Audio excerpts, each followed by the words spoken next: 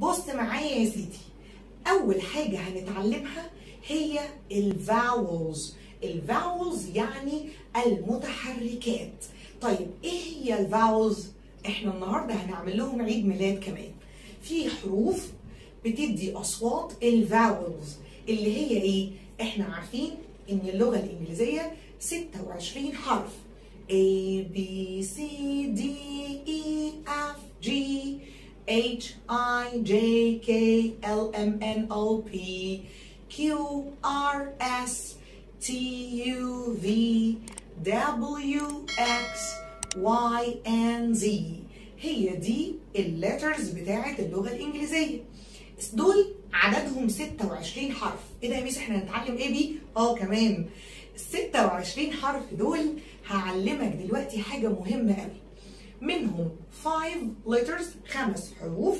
الحروف دول بنطق او بقول عليهم الفاول. بقول عليهم ايه؟ الفاول. نجمعهم بقى عشان هم 5 فنقول vowels. vowels V O W E L S vowels. ايه هم بقى الفاولز؟ هنعمل لهم عيد ميلاد ونقول لهم او نحفظهم كويس جدا. ازاي؟ تعالوا كده نعمل العيد ميلاد مع بعض.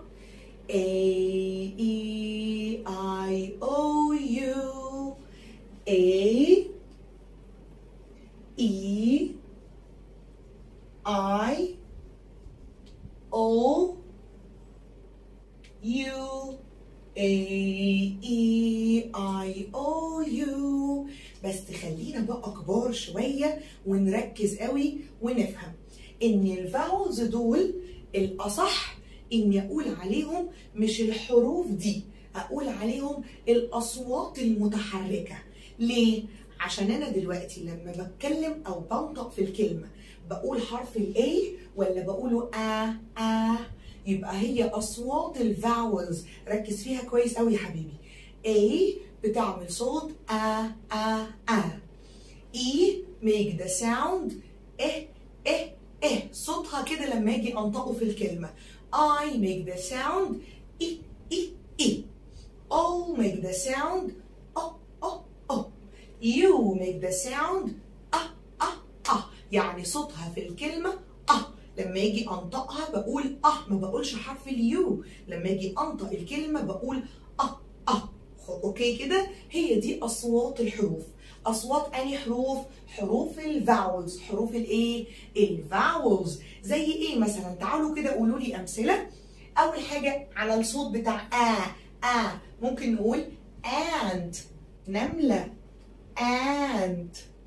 طب حرف الاي زي كلمه egg بيضه. حرف الاي زي كلمه igloo اللي هو بيت التلج، فاكرينه؟ كمان حرف الاو orange اللي هي البرتقالة orange. حرف اليو اللي بيعمل زي كلمة umbrella اللي هي الشمسية. هي دي الكلمات اللي بتبدأ بأصوات الفاولز. اللي بتبدأ بإيه؟ بأصوات الفاولز. ركز بقى معايا عشان هنرجع لها على طول دلوقتي. جم قالوا لك بقى ايه بتوع الانجليزي؟ قالوا لك اني ما ينفعش اقول ant حاف كده وخلاص. يعني اي نملة كده اقول عليها ant كده. لازم احط لها اداة اسمها اداة نكرة. اللي هي ايه يا ميس؟ يعني احط قبليها او ان. او ان. ركز معايا بقى هنا. يعني ايه يا ميس او ان؟ يعني بمعنى الواحدة. يعني اقول ant واحدة بس. ant واحدة، نملة واحدة بس. eggs egg واحدة بس، بيضة واحدة بس. طيب يبقى او ان معناهم الواحدة. وان ما اسموش اسمه احنا بنتكلم في صوت دلوقتي. وان دول اسمهم ادوات النكرة. لازمتهم ايه يا ميس؟ دول بيجوا قبل الاسم الواحد بس. ينفع اقول الواحدة واجمعه؟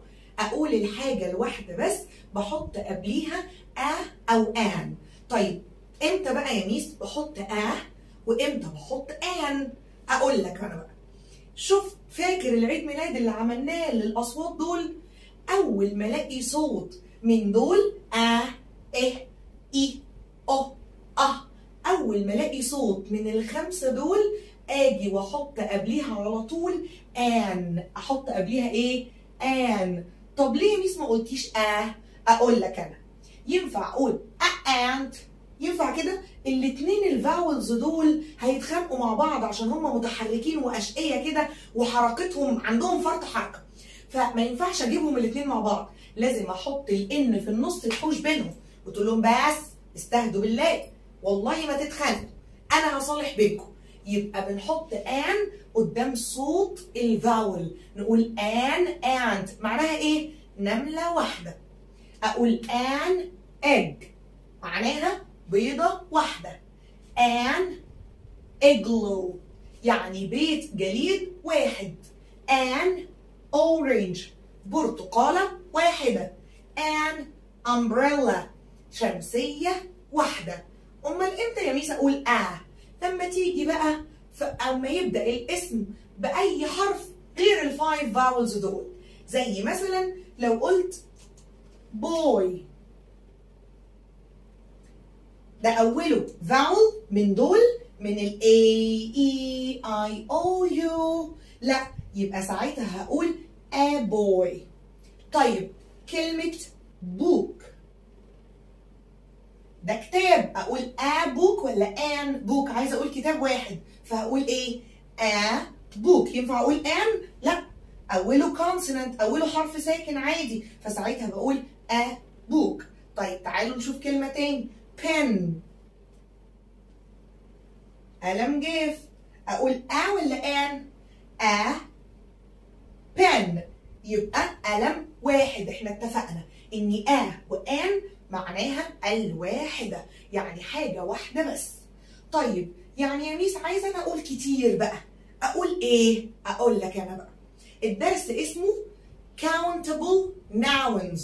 يعني ايه countable؟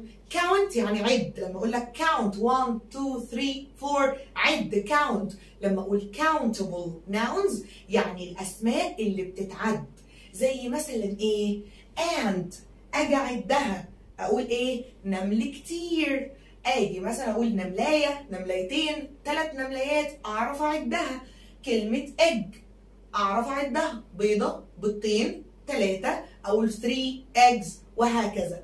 طيب اجمعهم بقى ينفع اقول وان؟ لا طبعا. وان معناها الواحده. اجي بقى اجمعهم اقول ايه؟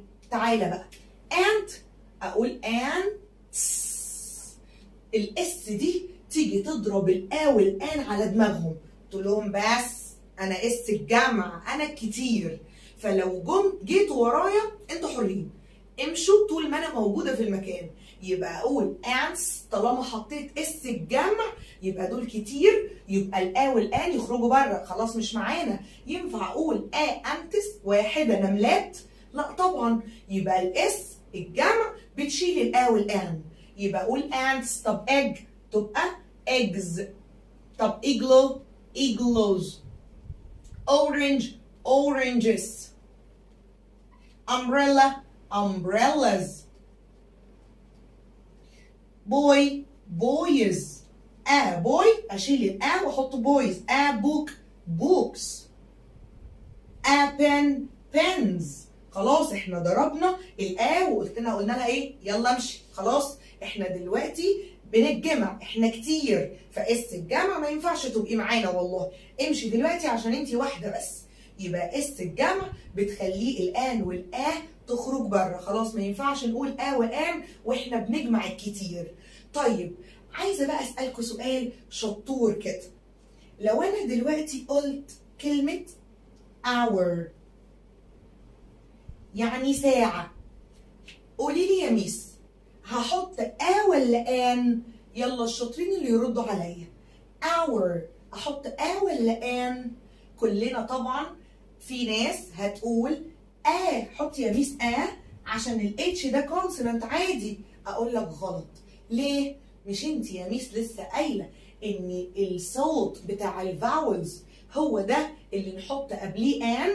طيب تعالى our، هل احنا نطقنا الاتش؟ قلنا hour؟ لا، قلنا our يعني نطقنا الصوت الفاول لازم احط قبليه ان، فساعتها اقول an hour ليه؟ عشان نطقنا صوت الفاول في الاول. طيب تعالى اقول لك حاجه كمان حلوه قوي، كلمه uniform اللي هي الزي الموحد، اقول uniform ولا an uniform؟ يلا الشاطرين يردوا عليا. انا قلت uniform، اليو نطقتها يو، ما قلتهاش ساعتها ينفع اقول an؟ لا يا ميس، هنقول ليه؟ مش انتي قلتي اول ما نلاقي اليو او اي حرف من دول؟ لا، انا قلت لك اول ما نلاقي اي صوت من دول، اي صوت ابدا بيه